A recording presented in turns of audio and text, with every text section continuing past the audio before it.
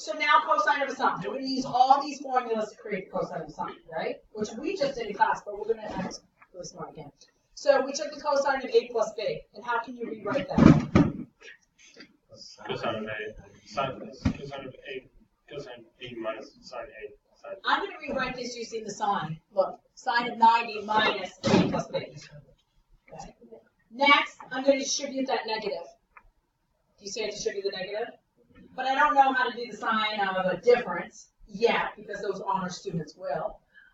But I am going to change it into a sum. Do you notice I change it into the sum? Yeah. Now the sign of a sum.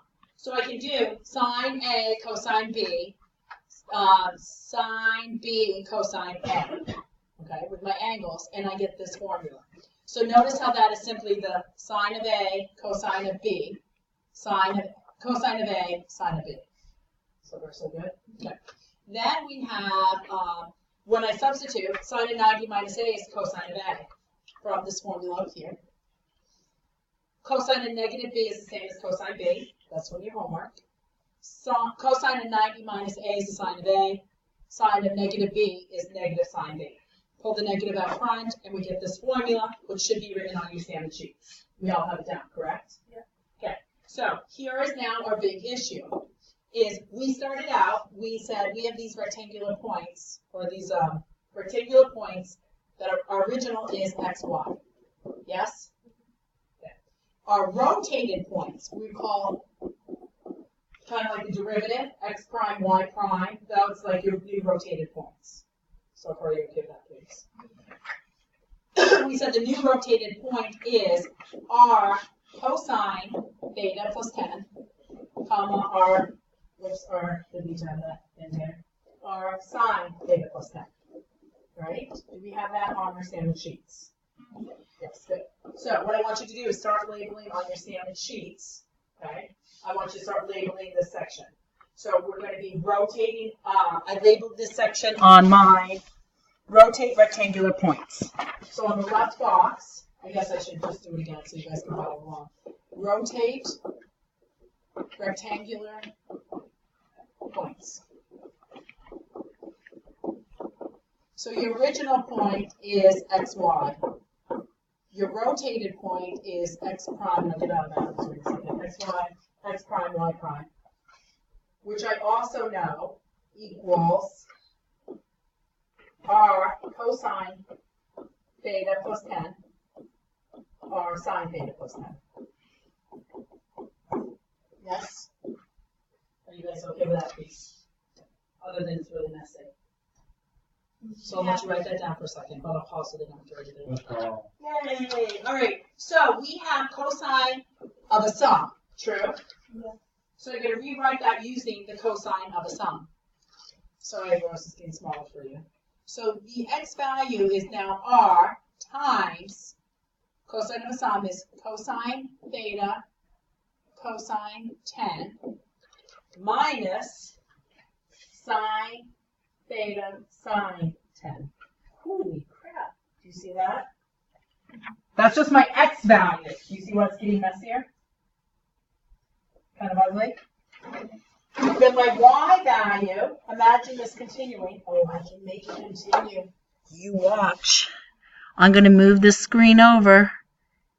Oh, fudge, I'm out of room. Never mind. That's another screen behind it. I can't make it any clearer. All right, so my y coordinate of it is going to be r sine of a sum. Are you with me on sine of a sum? So it's going to be sine theta cosine 10 plus sine 10 cosine theta. Okay.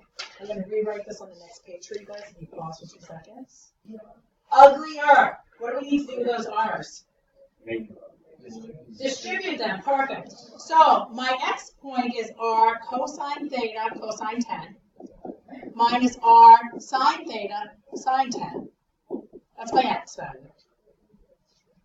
Comma r sine theta cosine 10 plus r sine 10 cosine theta.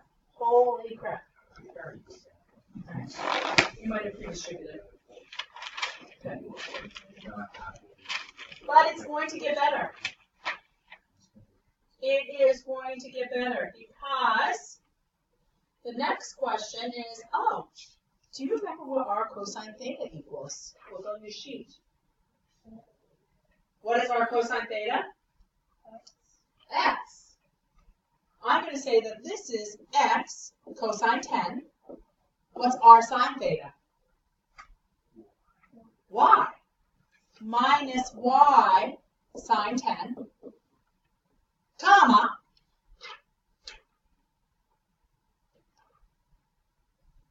what's r sine theta? No. Y cosine 10. Now this one on the end, I'm going to rearrange it so I'm going to put r cosine theta together. So I get plus x sine 10.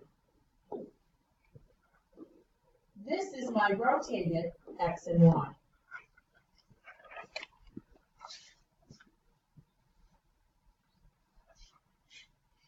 Those are my rotated x and y. Are we okay on that part? That's the final equation. And it's kind of messy. However, eventually we'll change it to matrices, hopefully today, if not tomorrow. But we are going to go to page 328. And we're going to tell our absent friends that never again do we want to do that activity that we just did in the book. Our shapes rotated. It was a colossal pain, and I'm not typing that much into my calculator ever again, because if I'm going to rotate a cube with many, many lines, that many times, I'm going to cry. So, we're going to recap on matrices. Do you remember how to get the dimensions of a matrix? What? Rows by columns. Rows go this way, so this one's easy. 2 rows by 2 columns. So this matrix here, what are the dimensions of that matrix? Row. 3 by 2. 3 rows, 2 columns. Perfect. Now, not all matrices can be multiplied. Could I multiply these 2 matrices? Does anyone remember that? You can't, right? What? 2 by 3. Oh. It is a 2 by 3 because it's 2 rows, 3 columns. So let's do one more recap so we don't lose our friends at home. If I have this, what are the dimensions of this matrix? 3 by 2. 3 rows by 2 columns. What about this matrix? 2 by 4. 2 rows, 4 columns. How do I know when I can multiply matrices? If the height of the first one equals the width of the second one, and when the first one equals the height of the second one. Adam? When the middle numbers are the same, you can multiply them. And then your answer matrix becomes the outsides of 3 by 4. I'm going to do it with a smaller example. So if I had 1, 2, 3, 4, 5, 6, 7, 8, I'm going to multiply. It's a 2 by 2 and a 2 by 2. I'm going to multiply, and I'm going to end up with a 2 by 2 matrix, my outside leftover numbers. This is a outside the columns or the rows? What's columns versus rows? rows by columns. Rows go left and right by up and downs.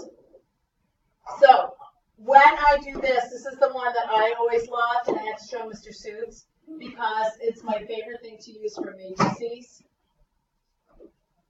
Okay, because here it says this is in the first row, first column. True. So I use the row and the column. So how do I get this entry? 1 times 5 and 2 times 7. So 1 times 5 is 5, 2 times 7 is 14. Add those together and you get 19, because 1 times 5 plus 2 times 7. So now, my favorite thing, when I want this entry over here, whoops, I gotta go to my pointer. I want to take this thing. When I want this entry, what row is it in? First row, so I'm in the first row right here. In what column? Second column. So I take this column. What numbers do I multiply? 1 and 6, 2 and 8. Go over and down. Then I add, and I get 22. Now, when I want this entry, whoops, gotta go to my pointer. When I want this entry, what row is that in? Second row. I guess you can move the whole thing. Second row, first column. What do I multiply? Calvin, pay attention to me, please. I love you. 3 times 5 and 4 times 7. 28 plus 15 is what? Okay. And then for the last one, you think I would learn. Which row? Second row, which column? Good. So then I do 3 times 6 and 4 times 8. What do I get? 42. 32 plus 18. 50. 50. Okay, so I get 50 over here. And that's how I multiply matrices. Tomorrow we'll wrap that part up. Your homework for tonight is page. Yes, you can go on, yeah. Your homework for tonight is page 331 and 332. It is unrelated to what we've been doing. It's interpreting the program on paper. Do not enter it in your calculator and see what happens. Do it on paper. Then if you want to check and see if you can do it on your calculator and see what happens, that's great. But don't use the strategy of let me type it in and see what happens. Do it in the book. Okay? Hi, class.